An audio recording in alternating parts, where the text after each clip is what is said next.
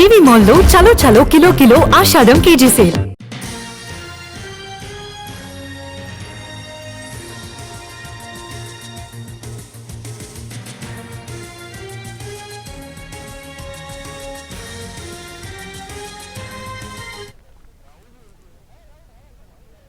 Telangana CM ఢిల్లీలోనే ఉన్నారు. కాసేపట్లో కాంగ్రెస్ చీఫ్ ఖర్గే నివాసంలో అగ్రనేతలతో భేటీ అవుతారు.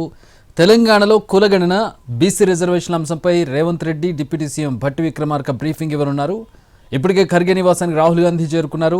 తెలంగాణ కాంగ్రెస్ ఎంపీలు కూడా ఖర్గే ఇంటికి వస్తున్నారు. తెలంగాణలో బీసీ రిజర్వేషన్లకు సంబంధించి కేంద్రంపై ఒత్తిడి తీసుకురావడానికి కావాల్సిన తక్షణ చర్యలపై చర్చిస్తారు. ఇక ఇవాళ సాయంత్రం ఇందిరాభవన్లో కాంగ్రెస్ పార్టీ లోక్సభ, రాజ్యసభ ఎంపీలతో ప్రత్యేక సమావేశం జరగబోతోంది. ఈ సమావేశానికి సీఎం రేవంత్ రెడ్డి, ఉప ముఖ్యమంత్రి మల్లు భట్టి విక్రమార్కతో పాటు పలువురు రాష్ట్ర మంత్రులు హాజరవుతారు. తెలంగాణలో కులగణన ఎలా చేపట్టారనే అంశంపై పవర్ పాయింట్ ప్రజెంటేషన్ ఇస్తారు.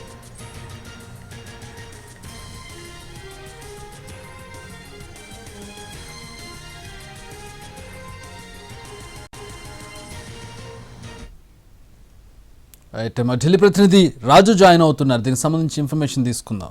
రాజు, చాలా బిజీ షెడ్యూల్ కనబడుతోంది. భేటీ ఉంది, పవర్ పాయింట్ ప్రజెంటేషన్ ఉంది, తర్వాత కేంద్రం మీద ఒత్తిడి తీసుకురావడానికి ఎలాంటి వ్యూహంతో ముందుకెళ్లాలని ఎంపీలతో మీటింగ్ ఉంది. ఏంటి షెడ్యూల్ ఎట్లా ఉంది, ఎట్లాంటి అజెండాతో ముందుకెళ్తున్నారు? ఎస్ చక్రి, ప్రస్తుతం ఏఐసిసి అధ్యక్షుడు మల్లికార్జున ఖర్గే నివాసంలో తెలంగాణకు సంబంధించి కీలక సమావేశం ప్రారంభమైంది. ఈ సమావేశానికి ఏఐసిసి అగ్రనేత, లోక్సభలో ప్రతిపక్ష నేతగా ఉన్నటువంటి రాహుల్ గాంధీ, తెలంగాణ ముఖ్యమంత్రి రేవంత్ రెడ్డి, ఉప ముఖ్యమంత్రి భట్టి విక్రమార్క, మంత్రులు ఉత్తమ్ కుమార్ రెడ్డి, కొండా సురేఖ, వాకిటి శ్రీహరి, మరోపక్క పొన్నం ప్రభాకర్, వీళ్ళందరూ కూడా ఉన్నారు. తెలంగాణ కాంగ్రెస్ ఎంపీలు కూడా సమావేశంలో పాల్గొన్నారు. ముఖ్యంగా చెప్పాలంటే తెలంగాణలో ఏ విధంగానైతే కులగణన నిర్వహించిన తర్వాత అక్కడ ఉన్నటువంటి ప్రజలకు సంబంధించినటువంటి పూర్తిగా అంటే అటు రాజకీయ, ఆర్థిక, విద్య, ఉపాధి అంశాలపైన ప్రత్యేకంగా కులగణన నిర్వహించారు. సో ఆ కులగణన అనేది ఎలా నిర్వహించారు, ఏంటి, దాన్ని ఎలా ఫాలో అయ్యారనే విషయం పైన ప్రత్యేకంగా బ్రీఫ్ ఇవ్వబోతున్నారు.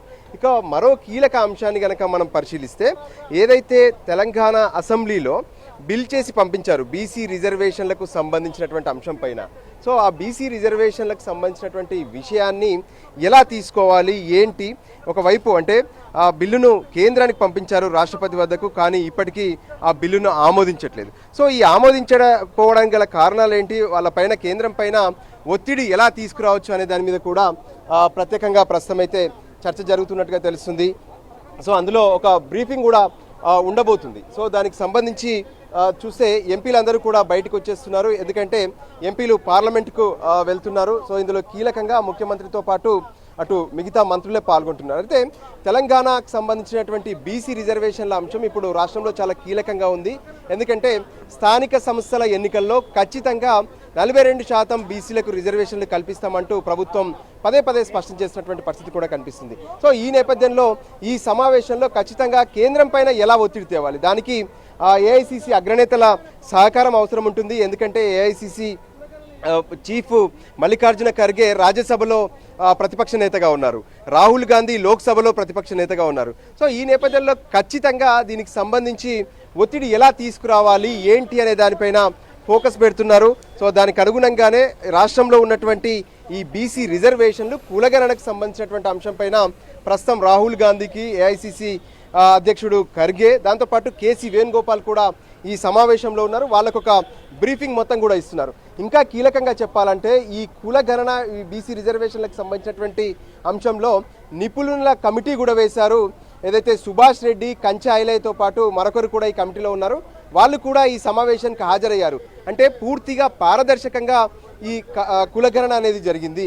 బీసీ రిజర్వేషన్ల బిల్లుకు సంబంధించినటువంటి అంశం కూడా ఎందుకు ఈ ప్రస్తావన వస్తుందనే విషయాలను మొత్తం కూడా ఇక్కడ వివరిస్తున్నారు. అంతేకాదు భారత్ జోడో యాత్ర సందర్భంగా సైతం ఎవరెంతమంది ఉన్నారో వాళ్ళందరికీ ఖచ్చితంగా సమాన హక్కు కల్పిస్తామంటూ రాహుల్ గాంధీ స్పష్టం చేశారు. సో దానికి అనుగుణంగానే ఇప్పుడు జరుగుతున్నటువంటి సమావేశంలో దేశవ్యాప్తంగా కూడా ఇప్పటికే కేంద్ర ప్రభుత్వం అనౌన్స్ చేసింది ఏ విధంగానైతే జనగణన చేయబోతున్నామనే విషయాన్ని. సో అందులో కులగణన కూడా చేస్తామని చెప్పి కేంద్రం అనౌన్స్ చేసింది. సో తెలంగాణ రోల్ మోడల్గా ఉండబోతుంది. సో దానికి సంబంధించి ఇప్పటి వరకు ఎలా ప్రాసెస్ ఉంది ఏంటి అనే దాని మీద ప్రత్యేకంగా ఈ సమావేశంలో చర్చలు జరుపుతారు. ఒకటే ఇక్కడ జరుగుతున్నటువంటి సమావేశం ద్వారా పార్లమెంటు నుంచి కేంద్రం పైన ఒత్తిడి తీసుకురావాలనేది ఎజెండాగా కనిపిస్తుంది. దాంట్లో భాగంగానే ప్రస్తుత సమావేశంలో ఆ పార్టీ అగ్రనేతలకు తెలంగాణ ముఖ్యమంత్రితో పాటు ఉప ముఖ్యమంత్రి మంత్రులు ఒక బ్రీఫింగ్ ఇవ్వబోతున్నారు. రాష్ట్రంలో ఉన్నటువంటి బీసీలకు సంబంధించినటువంటి రిజర్వేషన్ల అంశం, దాంతోపాటు కులగణనకు సంబంధించినటువంటి అంశం. ఇక సాయంత్రం కూడా చాలా కీలకమైనటువంటి సమావేశం ఉండబోతుంది.